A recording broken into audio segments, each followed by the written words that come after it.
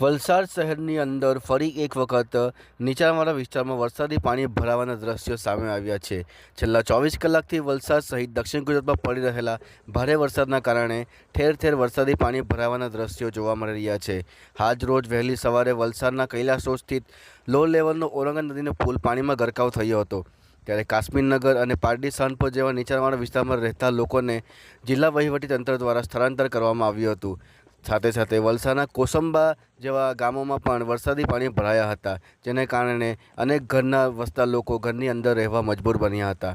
આગામી 24 કલાક વલસાડ શહેરની અંદર ઓરેન્જ એલર્ટને લઈ અતિભારે વરસાદની આગાહી આપવામાં આવી છે।